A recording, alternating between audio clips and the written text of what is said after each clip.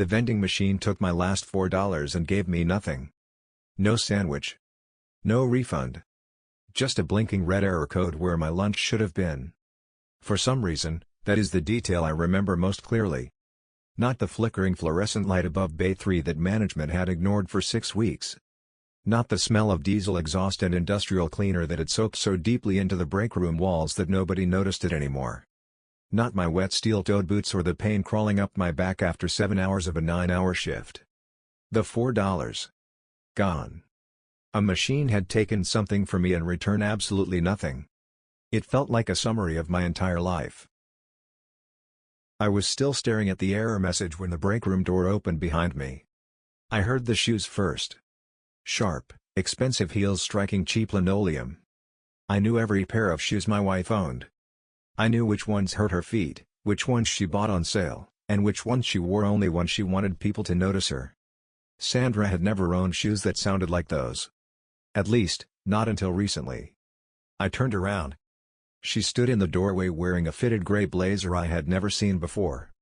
Her hair was styled the way she wore it to weddings and expensive dinners, not on an ordinary Tuesday afternoon.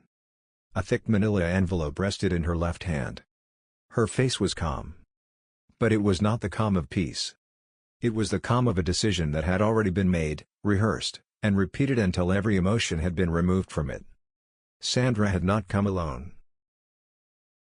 Craig Denton stood behind her with one hand resting against the doorframe. He wore a dark jacket, an expensive watch, and the smile of a man who believed he had already won. Craig was the operations director at Harwick Distribution. He had been my boss for 3 years. During those years, he had perfected a particular kind of cruelty. Never loud enough to report. Never obvious enough to challenge. He took credit for work I completed. He excluded me from meetings where decisions were made about projects I had built. He called me buddy in a tone that somehow made the word feel like an insult. He denied basic equipment requests and then congratulated himself for controlling costs. For 3 years, I had told myself patience was a strategy. Now he stood behind my wife in the employee break room, smiling like my humiliation had been scheduled on the company calendar. "Do not shout, Frank. Do not give them the scene they came to collect." Sandra crossed the room. 2 coworkers near the coffee machine suddenly became fascinated by their phones.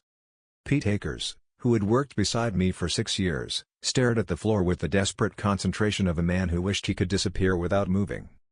Sandra placed the envelope on the table and pushed it toward me. "Frank." Her voice was flat. "We need to do this today." I looked at the envelope. Then at her. "Do what?" She folded her arms. "Please don't make this more difficult than it has to be." I opened the envelope. The first page carried the county seal. Beneath it were the words, "Petition for dissolution of marriage." My full legal name appeared at the top. Frank Raymond Holloway. A name I rarely used except on tax forms, military papers, and official documents. The petition had been prepared 2 weeks earlier. 2 weeks.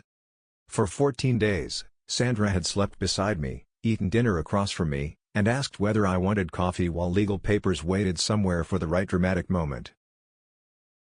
"You're doing this here?" It was not really a question. I needed to make sure you received them. Sandra glanced toward Craig. "You have a habit of avoiding things you don't want to face." Craig's smile deepened slightly. I kept my voice low. "When did this begin?" "That isn't what this is about." "Then what is it about?" Sandra exhaled slowly. She had practiced that breath. She had probably practiced the speech, too. "It is about the fact that you work 70 hours a week and we still cannot afford a real vacation.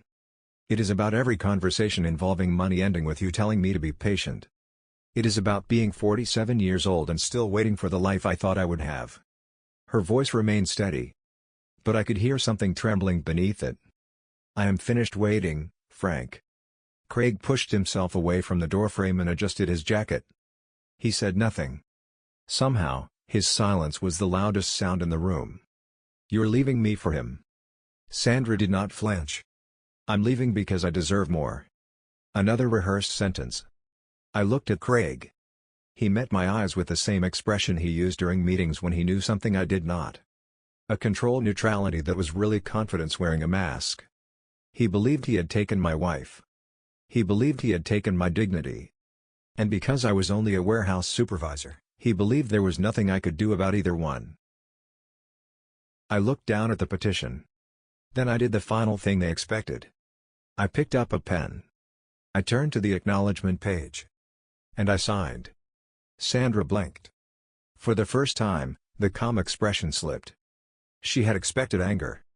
She had brought Craig as a witness, a shield, and perhaps a trophy. She was prepared for shouting. She was prepared to tell everyone I was unstable. She was not prepared for acceptance. I slid the papers back across the table. Have your attorney file them. Frank. I returned to the vending machine and pressed the coin return button one last time. Nothing happened. Of course nothing happened. I collected my bag from the bench beside the lockers. Then I looked at Sandra. I hope you found what you were looking for. My eyes shifted toward Craig. Both of you. I walked out. I crossed the warehouse floor beneath the flickering light above Bay 3. I passed stacks of inventory, forklifts, tired workers, and equipment that should have been replaced years ago. I walked through the loading dock and into the October cold. The air struck my face. Clean. Sharp. Completely indifferent to the fact that my marriage had ended beside a broken vending machine. I sat inside my truck for exactly 11 minutes. I know because I watched the dashboard clock. For the first 5 minutes, I felt nothing. During the next 3, every suspicion I had ignored over the past year returned. The late meetings. The new clothes. Craig suddenly knowing details about my home life. Sandra defending him when I complained about work. Somewhere inside me, I had known. I simply had not wanted to be correct. During the final 3 minutes, I made a decision. I would not chase her. I would not beg. I would not give Craig the satisfaction of seeing me break. I started the engine and drove home. Sandra and I had lived on Glenway Avenue in Cincinnati's West Price Hill neighborhood for 16 years. The house was a 2-story colonial with a covered porch, old hardwood floors, and a furnace that made a different threatening sound every winter. Sandra had always wanted a deck in the backyard. We never built it. There was always another expense. A medical bill. A car repair. A damaged roof. Something urgent eating through the savings account faster than I could refill it. When I entered, the house felt wrong. Not empty. Unbalanced. Her closet was 2/3 cleared. The bathroom shelf on her side had been wiped down to the tile. She had taken her makeup, perfume, jewelry, and expensive skincare bottles. The only thing she left was a cracked bottle of hand lotion she had complained about for months and a single black hair tie. A hair tie that probably came from a package of 50. The only item not included in her plan. I made coffee. Then I sat at the kitchen table and stared at the pile of unopened mail I had ignored for nearly 3 weeks. Bills. A water notice. A dental reminder. A credit card statement I was not emotionally prepared to read. And near the bottom, a heavy cream-colored envelope. My full legal name was printed across the front in an expensive serif font. Frank Raymond Holloway. The return address belonged to a law firm downtown near Fountain Square. The kind of address that suggested people made decisions in rooms with views. I almost threw it into the recycling pile. I assumed it concerned debt or some forgotten legal matter involving my mother. I nearly placed it beneath the water bill and promised myself I would handle it later. That was how I handled difficult things. Later. But that day had already taken my marriage, my dignity, and my lunch money. I had nothing left to protect. So I opened it. The letter came from an attorney named Gerald Marsh. 3 formal paragraphs requested that I contact his office regarding the estate of Raymond Dale Holloway. My uncle. I had met Raymond exactly once. It was at my mother's funeral 22 years earlier. He arrived wearing a dark suit. He shook my hand firmly. Then he pressed a business card into my palm and slipped an envelope into my jacket pocket. "Use this well," he said. The envelope contained $5,000 in cash and a short note with no explanation. Then Raymond disappeared from my life. No calls. No holiday cards. Nothing for 22 years. Now he was dead. And somehow, He had remembered me. I did not sleep that night. The bed felt architecturally incorrect with only one person occupying it. I stared at the ceiling and thought about Sandra. Then Craig. Then Raymond. A man who had appeared at a funeral, given me money, and vanished for 2 decades. At 8:15 the following morning, I called Gerald Marsh. He answered personally. "Mr. Holloway." His voice was calm. "Thank you for returning my call. What is this about? I would prefer to discuss it in person." "When?" "Today, if possible." Something in his tone made delay feel unwise. "I can be there at 10. Gerald's office occupied the 14th floor of a building overlooking downtown Cincinnati. Floor-to-ceiling windows faced the river. Walnut paneling covered the walls. The receptionist offered coffee before I finished giving my name. Real coffee. Not the burned liquid that had sat on the warehouse hot plate since 6 in the morning. Gerald entered the conference room and stood fully when he saw me. He did not perform the half-rise people use when they are unsure whether you matter. He stood as though my time deserved respect. He was in his 60s, silver-haired and composed.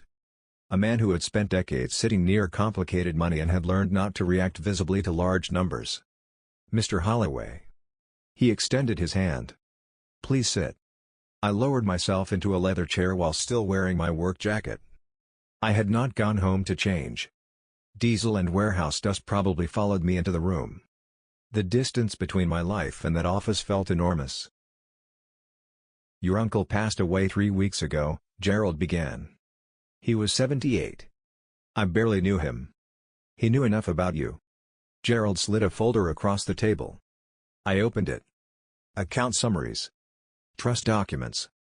Equity schedules. Pages filled with numbers too large to fit naturally inside my understanding. "Raymond spent 40 years building a private investment portfolio," Gerald explained. "Early technology holdings, industrial property, board-level equity positions, and several controlling interests." He paused. At the time of his death, the estate was valued at approximately $470 million. I placed the folder down. "There is a mistake." "There is not. I am a warehouse supervisor. You are also his sole heir." The words seemed to come from another room. "Raymond had no children and no surviving spouse," Gerald continued. "He executed the original estate plan 14 years ago and updated it twice. You remain the beneficiary each time. $470 million. The previous morning, I had debated whether to buy lunch because the savings account was nearly empty. The previous afternoon, Sandra had left me for a man who saw me as a tired employee wearing wet work boots. Now an attorney was telling me I had inherited more money than I could spend in several lifetimes. I sat completely still. Gerald did not interrupt. He understood that the mind needs time to reshape itself around certain information. Finally, I said, "Walk me through everything." Gerald nodded. It was apparently the answer he had hoped to hear. For nearly 2 hours, he explained the estate. Properties. Stocks. Trusts. Private investments. Then he opened a second folder. "There is one holding you may find especially relevant." He turned the page toward me. The document carried the name Harwick Group Holdings. Every employee at Harwick Distribution recognized that name. It sat at the top of the organizational chart like the name of a distant country. The parent company. The entity that owned the warehouses, equipment, subsidiaries, and operating companies beneath it. It was too distant to matter to the men working the loading floor. Until that moment. "Your uncle held a controlling position," Gerald said. "How controlling?" 63%. I looked at the page. 63% of Harwick Group Holdings? Yes. And I inherited his holdings? Yes. Craig Denton's entire career stood on property that now belonged, in controlling part, to me. Sandra had walked away from a warehouse supervisor. She had no idea she had served divorce papers to the majority owner of the company her new man depended upon. A hot wave of emotion moved through me. Anger. Vindication. The desire to call Craig immediately and hear the confidence fall out of his voice. I allowed the feeling to pass. Men like Craig acted quickly because they needed people to see them acting. They confused speed with strength. I had spent 11 years learning the value of patience. I closed the folder. Gerald, I need 90 days. For what? To understand exactly what I own. And what happens inside it. Gerald studied me. Then he nodded. That is wise.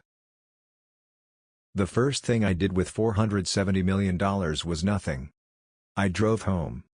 I cooked eggs and toast. I ate alone at the kitchen table while Sandra's empty chair remained across from me. I did not purchase a car. I did not resign. I did not call Craig.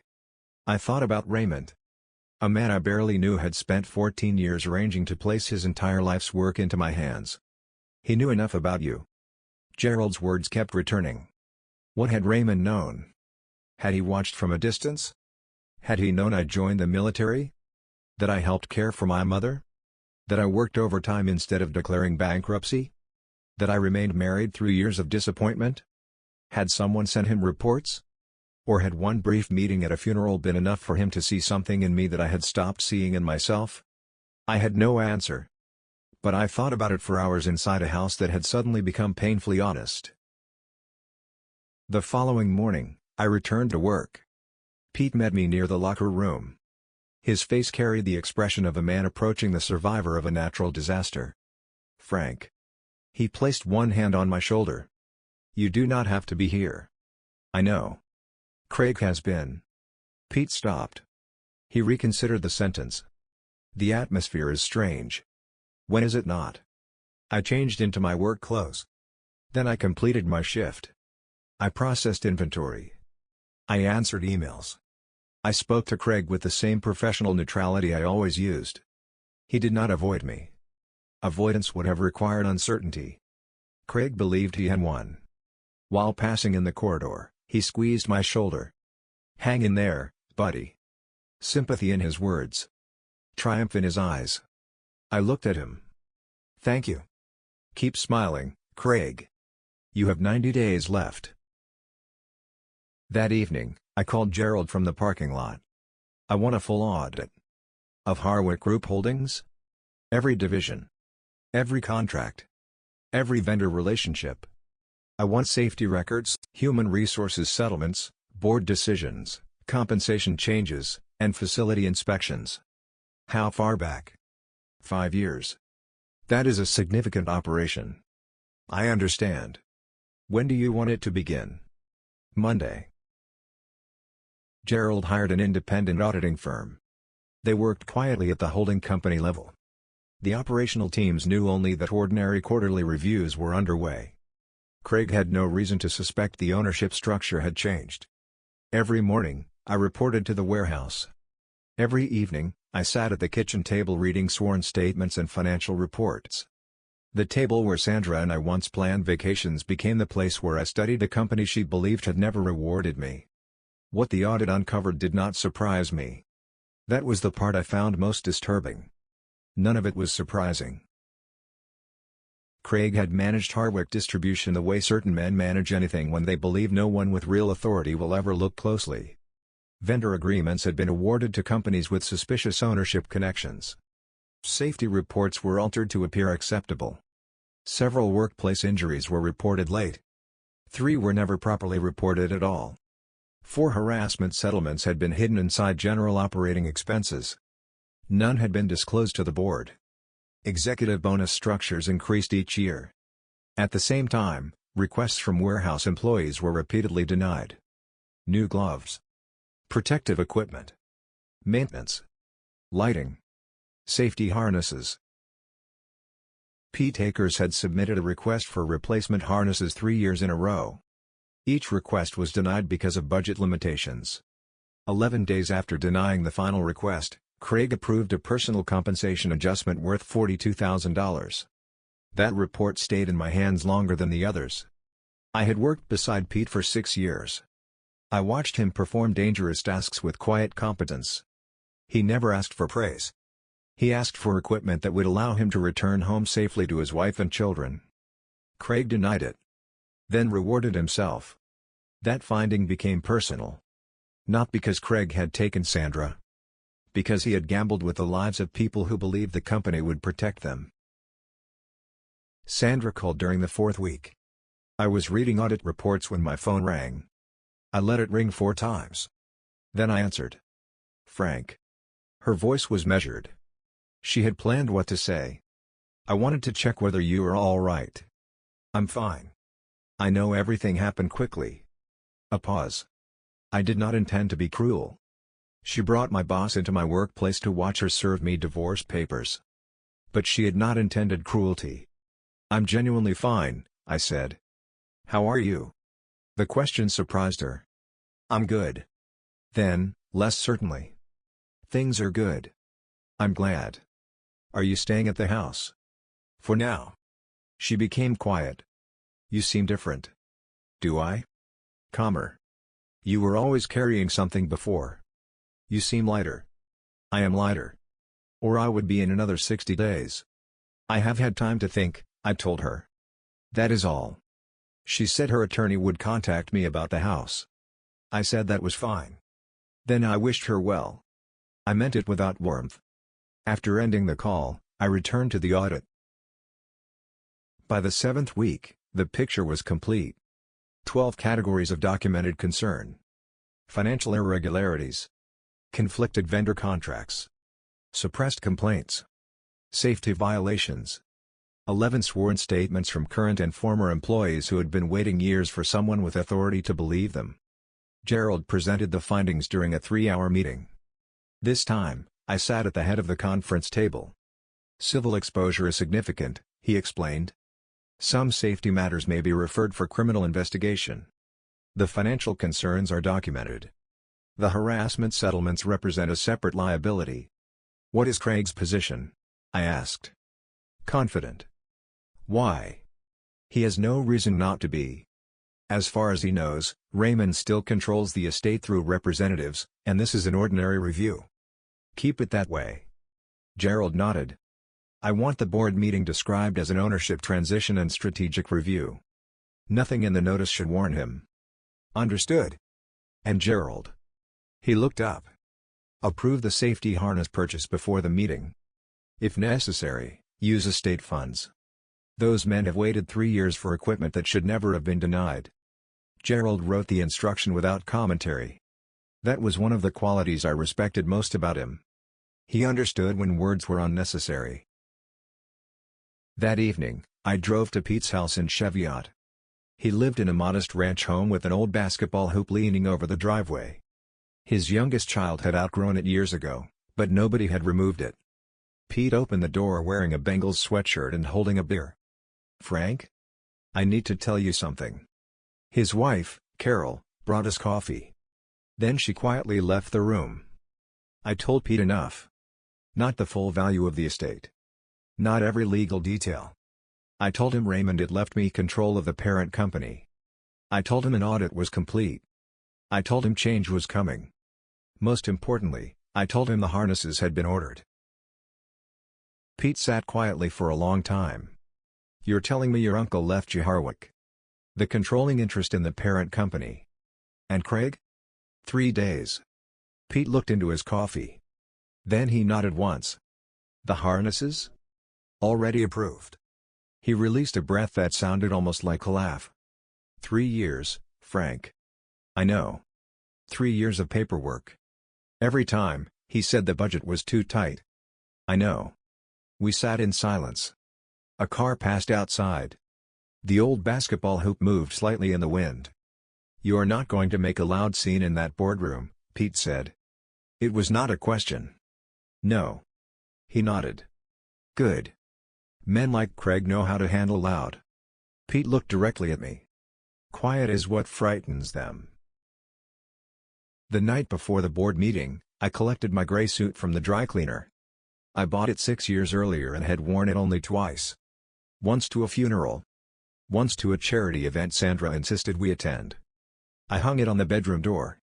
For several minutes, I looked at it. Then I turned out the light. I slept better than I had any right to. It rained heavily the following morning. Cold November rain drove across Cincinnati and turned everything gray. At 6:15, I stood before the bathroom mirror. The man looking back had worked 11 years inside a warehouse. He had accepted overtime. Wet boots. Denied requests. Stolen credit. A failing marriage.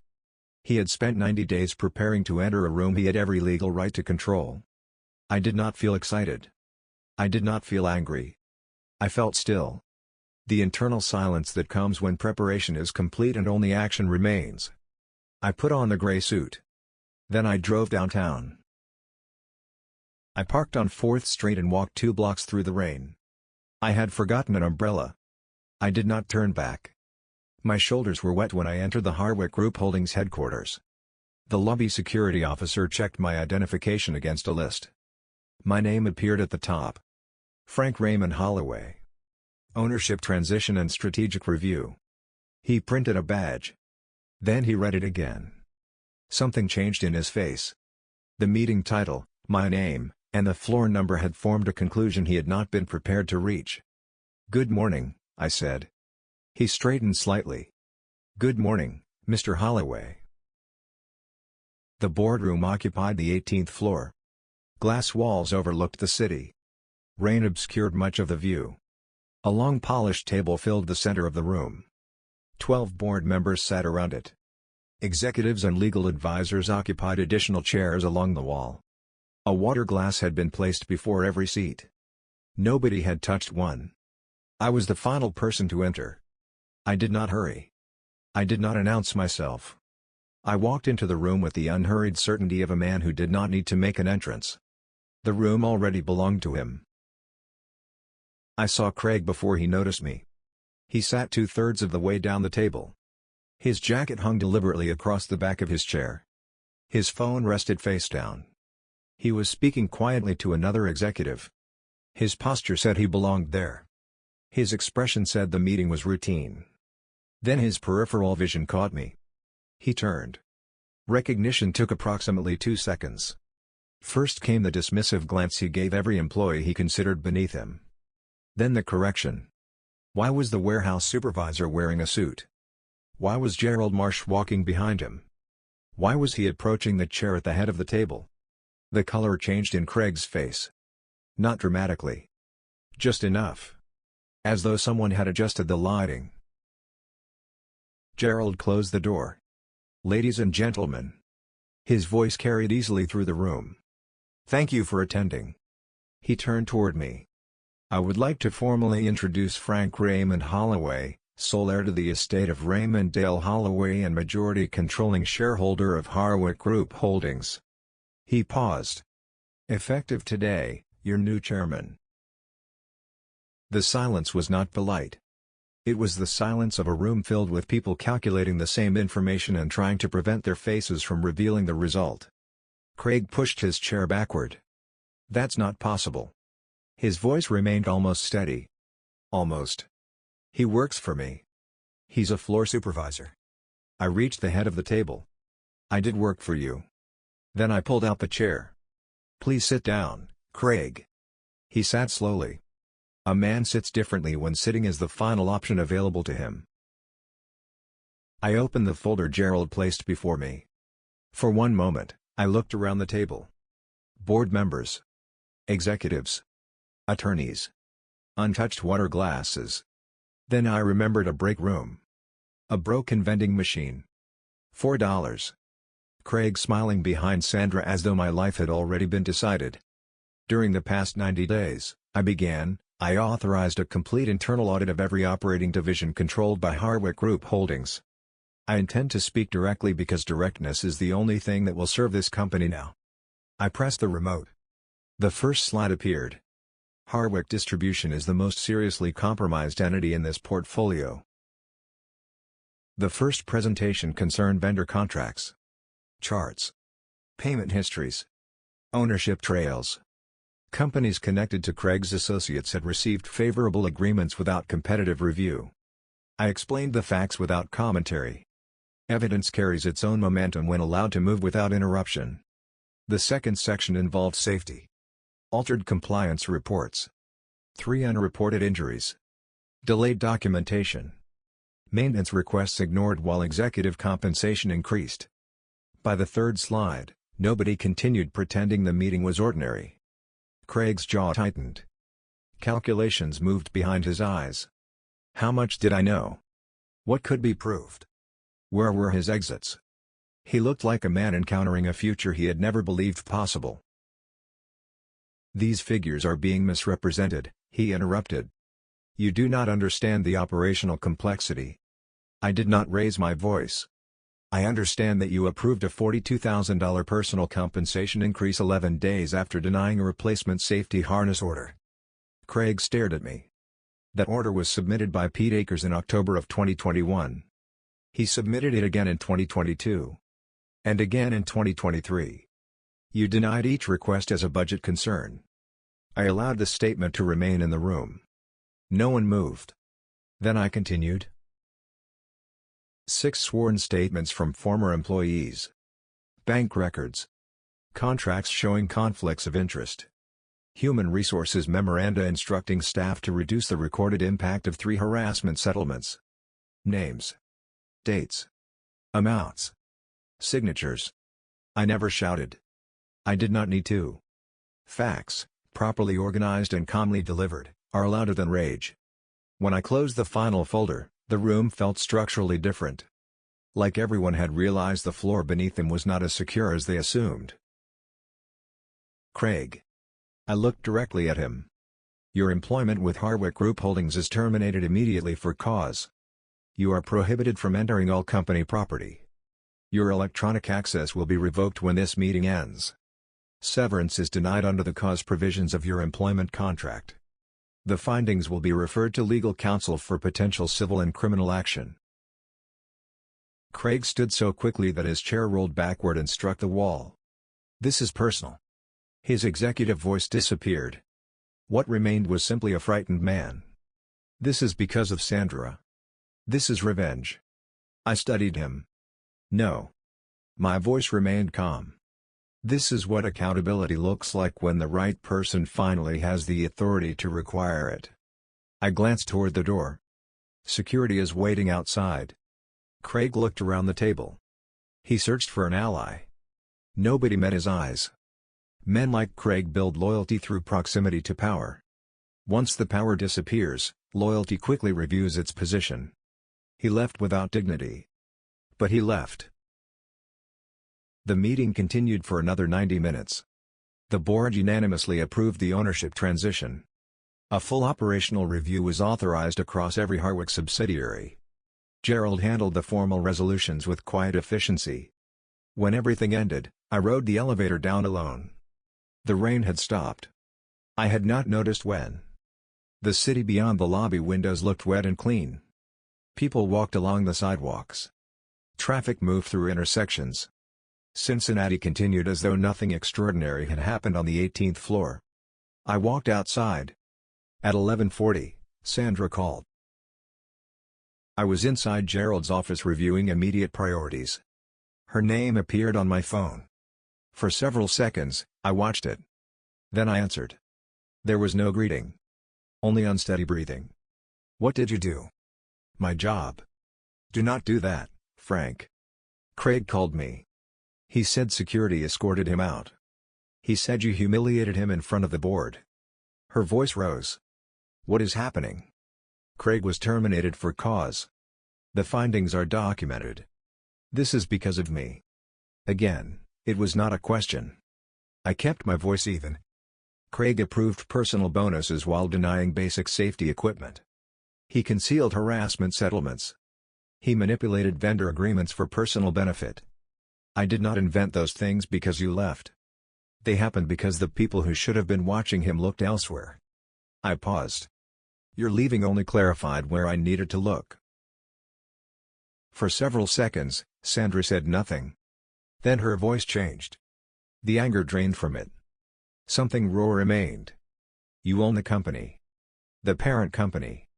Yes. How long have you known? 3 months. Another silence. You could have warned us. Us. Even then, after everything, she spoke in a plural that included a man being investigated for fraud and safety violations. I owed the employees a fair process. I owed the company integrity. I did not owe either of you information I was not legally required to provide. Sandra's breathing changed. Then she ended the call. The months that followed moved at the ordinary pace of consequences. Without Craig's salary, the lifestyle he and Sandra had constructed began shrinking almost immediately. The house they rented became difficult to maintain within 6 weeks. Former employees filed civil claims once Craig no longer had corporate protection. Industry contacts stopped returning calls. The people who once laughed at his jokes became unable to remember his number. Nothing collapsed in one dramatic explosion. It simply contracted. One expense. One friend. One illusion at a time. The replacement safety harnesses reached the warehouse 1 week after the board meeting. Pete sent me a photograph. 14 bright orange sets stacked inside the equipment room. Clean. New. Completely ordinary. Exactly how basic safety equipment should be. That photograph remained on my phone longer than anything else from that period. Not the ownership certificate. Not the board resolution. Not Craig being escorted away. The harnesses. Because power matters most when it protects someone who may never know the full reason protection finally arrived. Sandra called once more, 6 weeks later. I was sitting on the covered porch of the Glenway Avenue house. It was an ordinary Tuesday evening in December. I held a cup of coffee while the neighborhood settled into darkness. Christmas lights glowed 3 houses away. A delivery driver carried packages toward a front porch. My phone rang. I answered because there was nothing left that call could take from me. "I made a mistake," Sandra said. Her voice had lost its rehearsed quality. It sounded exhausted. Honest, perhaps, only because every alternative explanation had failed. I allowed the silence between us to remain. Some statements deserve room. Finally, I said. "You did not make a mistake. You made a choice. Everything that followed is simply the shape that choice took." Sandra did not answer. I heard her breathing. Then the line went silent. I placed the phone on the arm of a chair. Across the street, a woman carried grocery bags toward her house. A dog appeared at the door, tail moving wildly. An ordinary Tuesday on an ordinary street. That is what the other side of betrayal looks like. Not triumph. Not music. Not a dramatic final speech. Sometimes it simply looks like Tuesday. I remained chairman of Harwick Group Holdings. But I refused to become another distant owner studying spreadsheets while workers suffered beneath them. I spent time inside every distribution center. I spoke to employees without supervisors standing nearby. I created a direct safety reporting system that could not be intercepted by local management. Injury records were independently reviewed. Old complaints were reopened. Employees dismissed unfairly were offered settlements or reinstatement. Executive bonuses became tied to safety, retention, and ethical performance rather than profit alone. Pete was promoted to regional safety coordinator. When I told him, he laughed. "Frank, I operate a forklift. You also submitted the same safety request 3 times after management ignored you. That makes me stubborn. It makes you qualified." He accepted. I kept the house on Glenway Avenue. People expected me to purchase a mansion immediately.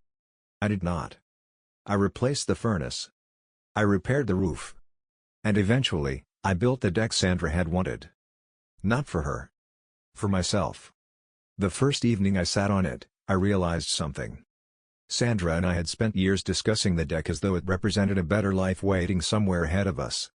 The problem had never been the missing deck. The problem was that she believed happiness would begin only after everything became more impressive. More money. A better house. A higher social position. A more powerful man. She had spent years looking beyond the life in front of her. Eventually, she looked beyond me. I thought often about Raymond. Gerald eventually gave me a box of letters and personal notes found inside my uncle's office. Raymond had followed my life more closely than I realized. Newspaper clippings from my military service. A copy of my mother's obituary. Information about my work history. He knew I had remained employed through recessions. He knew I had quietly paid part of my mother's medical debt. He knew I had never asked him for money after the $5,000 at her funeral. One handwritten note contained only a few lines. "Frank understands the value of work because no one has ever protected him from it. He does not chase power. That may be why he can be trusted with mine. I read the note several times. For years, I believed Raymond had forgotten me. The truth was almost the opposite. He had watched without interfering. He had allowed me to become the kind of man he believed could survive receiving extraordinary wealth without being destroyed by it. I wished he had called. I wished we had shared dinner. I wished I could ask why he remained distant. Money can repair buildings and protect workers. It cannot reopen a conversation with someone who is gone. That became the only part of the inheritance I could not accept without sadness. Craig eventually faced civil litigation and criminal investigation. Several charges involved financial misconduct. Others involved falsified safety records. I did not follow every hearing. Gerald's legal team handled the company's responsibilities. Craig once sent me a letter. He accused me of destroying his life over a personal grievance. He wrote that everyone made difficult choices in management. He insisted the warehouse workers did not understand the pressure he faced. I never answered. Men like Craig often mistake explanation for accountability. They believe pressure excuses whatever they do beneath it. But pressure does not create character. It reveals it. Sandra and Craig separated less than a year after the board meeting. I learned through the divorce proceedings. Sandra's attorney requested information concerning whether Craig held any claim against company assets. He did not. The relationship she believed would lead to a better life ended when his position disappeared. Perhaps they loved each other. Perhaps they loved the version of themselves reflected in the other person's ambition. It no longer mattered to me. I did not celebrate their failure. By then, I understood that another person's suffering does not automatically heal your own. Healing arrived more quietly.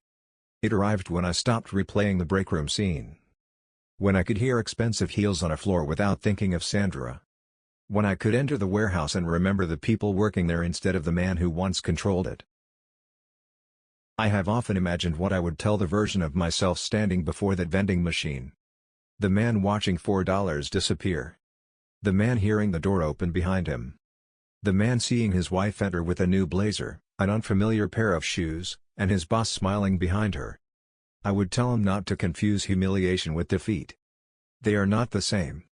Humiliation is something another person attempts to place upon you. Defeat occurs only when you accept their version of who you are. Sandra believed she was leaving a tired warehouse worker. Craig believed he was looking down at an employee too quiet to resist him. Both of them confused my circumstances with my value. For too long, I had made the same mistake. The divorce did not nearly destroy me.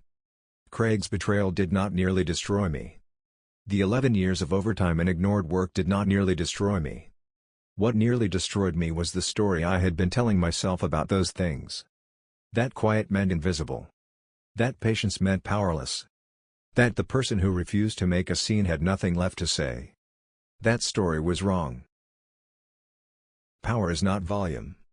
It is not an expensive jacket or a title printed on a door. It is not standing behind another man's wife and smiling while his life collapses in public. That is not power. That is performance. Real power is quieter. It is the ability to wait until anger stops controlling your decisions. It is gathering facts while another person continues underestimating you. It is protecting workers before rewarding yourself. It is walking to the head of a table without breaking stride because you do not need applause to confirm that the seat belongs to you. I did not become powerful when Gerald told me I had inherited $470 million. Money changed my options. It did not create my character. I became powerful in the parking lot outside Harwick Distribution. During those 11 silent minutes. When I decided I would not respond to cruelty with noise. I would respond with clarity. Craig never understood men like Pete and me. Men who work long shifts in steel-toed boots. Men who complete reports no executive remembers reading. Men who submit the same safety request 3 years in a row. Men whose names rarely appear on presentations even when their work holds the operation together. We are not invisible because we are powerless. Often, we are invisible because we are patient. And patience, when it finally moves, does not always announce itself. Sometimes it simply appears at the head of the table. Already seated. Already prepared. Already decided. Sandra placed divorce papers in front of me as though I represented the end of her old life. She believed Craig was the doorway into something better. What she did not know was that she had handed those papers to a man who already owned everything she thought she was running toward. She discovered the truth eventually. By then, I was no longer waiting for her to understand my value. I had finally understood it myself. And sometimes, that is the greatest reversal of all. Not the inheritance. Not the boardroom. Not watching an arrogant man escorted from the company he believed belonged to him. The real victory is the moment you stop allowing the people who underestimated you to define what you are worth. The machine took my $4 and gave me nothing. Sandra took 16 years of marriage and walked away. Craig took credit, dignity, and safety from people who trusted him. But none of them took the final thing that mattered. My ability to stand. My ability to wait. And when the time was right, my ability to walk calmly into the room where everything changed.